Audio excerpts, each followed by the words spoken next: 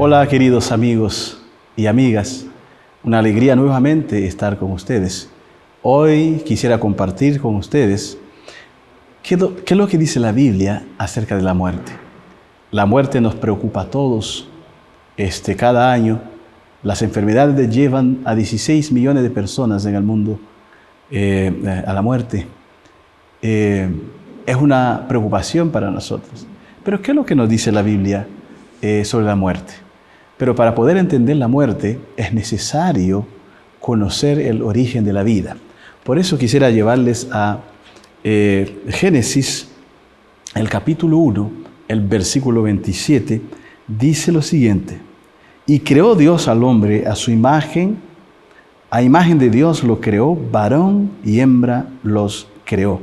Interesante, aquí la Biblia dice que Dios es nuestro creador. Ahora, ¿cómo es que nos creó Dios? Génesis capítulo 2, el versículo 7, nos dice: entonces Jehová Dios formó al hombre del polvo de la tierra y sopló en su nariz aliento de vida, y fue el hombre un ser viviente. En otras versiones dice: fue el hombre un alma viviente. Ahora noten que el ser humano fue creado con el polvo de la tierra y el soplo de vida. Noten, soplo de vida. Entonces entendemos la vida. Fuimos creados a imagen de Dios, con polvo de la tierra y aliento de vida. Ese entonces es la manera que llegamos a existir. Ahora, entonces, ¿por qué morimos nosotros? Y vamos a mirar en la Biblia. ¿Qué pasó? ¿Por qué tenemos que morir? Y allí nosotros vamos a leer en Romanos, allí el capítulo 6. Y quiero compartir con ustedes el por qué morimos. Romanos 6, 23. Dice la Biblia: porque la paga del pecado es muerte, mas la dádiva de Dios es vida eterna en Cristo Jesús, Señor nuestro. Mire, la paga del pecado es muerte. Entonces, ¿por qué morimos? Simplemente por el pecado. Porque Dios nos creó para vivir eternamente. El pecado irrumpió en la escena y trastocó los planes de Dios. Hoy millones de personas en el mundo mueren. Y es posible que estoy hablando a alguien que precisamente está pasando momentos difíciles por la muerte de un ser querido. Y sobre todo en estos momentos que vivimos con COVID-19, el temor de la muerte es asombroso. Entonces, queridos, morimos por la causa del pecado. Entonces, ¿qué es la muerte? Ya hemos aprendido qué es la vida. Entonces, ¿qué sería la muerte? Vamos a leer allí en Eclesiastés, el capítulo 12, el versículo 7. Y quiero leer con ustedes este capítulo. 12, versículo 7. ¿Qué es la muerte entonces? Recuerde que la Biblia dice que fuimos creados con polvo de la tierra y aliento de vida, soplo de vida. Entonces, ¿qué sería la muerte? Versículo 7. Y el polvo vuelve a la tierra como era, y el espíritu vuelve a Dios que lo dio. Miren, cuando alguien muere, entonces si la vida es polvo de la tierra más aliento de vida, entonces la muerte debe ser polvo de la tierra menos el aliento de vida. Por eso cuando alguien muere, deja de respirar. Por eso decimos que esa persona ya muere. Entonces, queridos, la muerte es una cosa que no aceptamos nunca nosotros. Por eso cuando alguien muere, lloramos amargamente porque no aceptamos la muerte. Queridos, quisiera que ustedes noten, el ser humano no tiene un alma. El ser humano es un alma viviente. Porque un alma viviente es ese cuerpo hecho por el polvo de la tierra, más el aliento de vida. No hay un alma dentro de la persona. Somos almas vivientes. Por eso cuando vemos una multitud de personas, los periodistas dicen: en esa reunión hay 200,000 almas. Están refiriéndose a personas. Queridos, como la muerte nunca estaba en los planes de Dios, la muerte no está en el vocabulario de nuestro Señor. Vamos a ver en Juan capítulo 11, el versículo 11 y 13, para que ustedes vean ¿cómo es que Dios se refiere a la muerte? Juan capítulo 11. Y eso que vamos a leer, Jesús lo va a decir justo en la muerte de su amigo Lázaro. Versículo 11. Dice, dicho esto, les dijo después, nuestro amigo Lázaro duerme, mas voy para despertarle. Dijeron entonces a sus discípulos, Señor, si duerme, sanará. Pero Jesús decía esto de la muerte de Lázaro.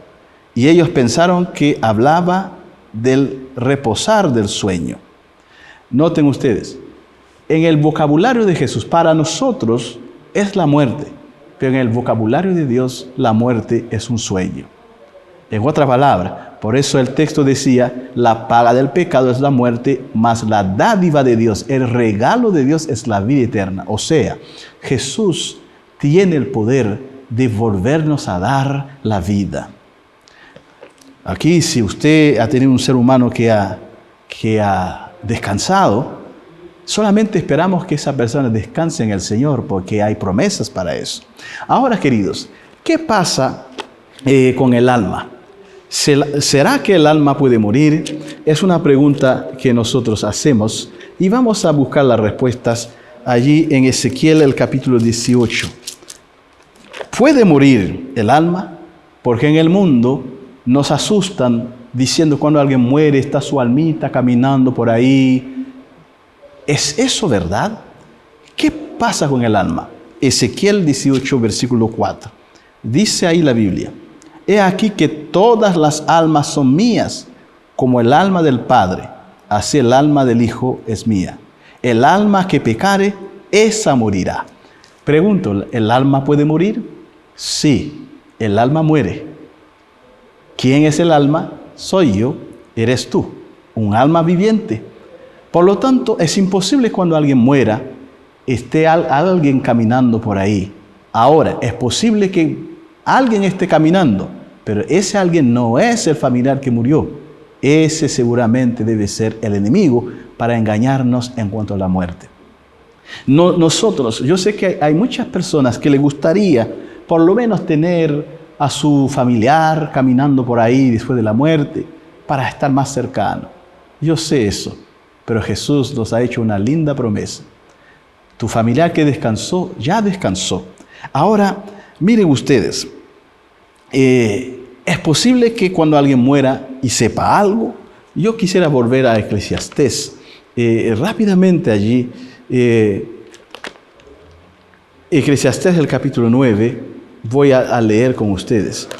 ¿Puede el alma, una persona que murió, saber algo? Eclesiastés 9, versículo 5. Ahí dice, ahí el texto. Porque los que viven saben que han de morir, pero los muertos nada saben, ni tienen más paga, porque su memoria es puesta en olvido. Mira, cuando alguien descansa, dice la Biblia, ya no sabe nada. Por eso, si tú quieres amar a tus seres queridos, es ahora en vida. Si quieres mostrarle cariño, es ahora. Porque después de la muerte, el muerto nada sabe. Ahora, ¿qué esperanza hay después de la muerte? ¿Será que la vida acaba con la muerte? Y yo quisiera leer ese texto con ustedes.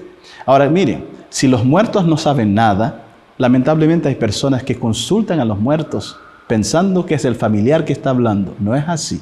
Es un espíritu que engaña a las personas. Espíritus malignos, ahí dice la palabra de Dios. Por lo tanto, ¿qué esperanza hay después de la muerte? Yo quisiera leer para ustedes en 1 Tesalonicenses, el capítulo 4, esa linda y bendita esperanza que encontramos en la palabra de Dios. En 1 Tesalonicenses, capítulo 4, voy a leer aquí lo que dice la Biblia en cuanto a la venida del Señor. Dice, tampoco queremos, hermanos, que ignoréis acerca de los que duermen, para que no os entristezcáis como los otros que no tienen esperanza. Mire, no dice que no hay que entristecerse, porque la muerte nos trae tristeza, pero no hay que entristecerse como los otros que no tienen esperanza. Nosotros, los que amamos al Señor, hay esperanza después de la muerte. ¿Por qué no hay que entristecerse como otros? Porque dice el versículo 16, porque el Señor mismo, con voz de mando, con arcángel y con trompeta de Dios descenderá del cielo, y los muertos en Cristo resucitarán primero. Miren ustedes, por eso no hay que entristecernos como los otros. Los que creemos en Jesús, hay una resurrección final. Por eso en la muerte de Lázaro, Jesús se refirió a la muerte como un sueño. Si tu familiar descansó y descansó en el Señor, entonces hay esperanza de resurrección. Por lo tanto, queridos, no todo está perdido con la muerte. Jesús tiene la llave de la muerte. Él dice ahí en Juan 11:25, el que cree en mí, Él dice, yo soy el camino, la verdad y la vida. El que cree en mí, aunque esté muerto, vivirá. Amigos queridos, ¿tú quieres gozar de la vida eterna?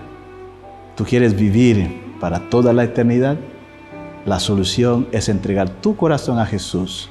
Y si por si acaso llegas a fallecer o yo llego a fallecer, tenemos la bendita esperanza. ¿Quieres tú abrir tu corazón y aceptar a Jesús, aceptar la vida? Que Dios te bendiga grandemente.